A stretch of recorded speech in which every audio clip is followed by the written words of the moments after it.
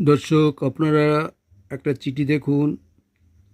চিঠিটা দিয়েছে government of India, minister of the home affairs. কাকে দিয়েছে? Additional chief secretary, home department, Nabanna. ভালো করে দেখুন, হাওড়া। বন্ধুগণ, এই চিঠিটা দিয়েছে, সাবজেক্টটা আছে রেশন কার্ড, ভুয়ো রেশন কার্ড ক্যান্সেলের জন্য।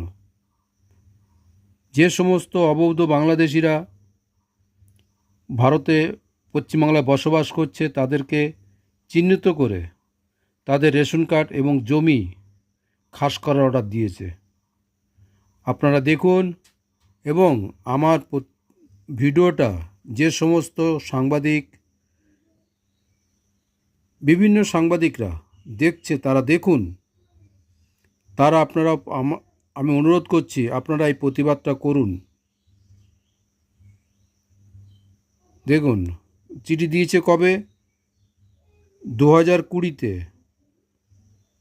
10/7/2020-তে চিঠিটা দিয়েছে। পশ্চিমবাংলা সরকার আজ পর্যন্ত কোনো অ্যাকশান নেয়নি। বাংলাদেশিদের খাওয়াচ্ছে, কোটি কোটি টাকার প্রত্যেক দিন লস। জানতে পেরেছি 2017 সালে মহামান্য সুপ্রিম কোর্টে এই বাংলাদেশিদের নিয়ে একটা কেস ফাইল হয়েছে। তাতে 6 কোটি পাকিস্তান, বাংলাদেশ দিয়ে, বিভিন্ন দেশ দিয়ে এই 6 কোটি অনুপ্রবেশকারী আছে ভারতে।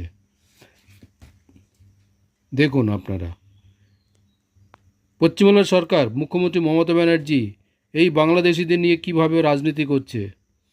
ভোটার লিস্ট জালিয়াতি, রেশন কার্ড জালিয়াতি, সব দেখুন। এই আপনাদের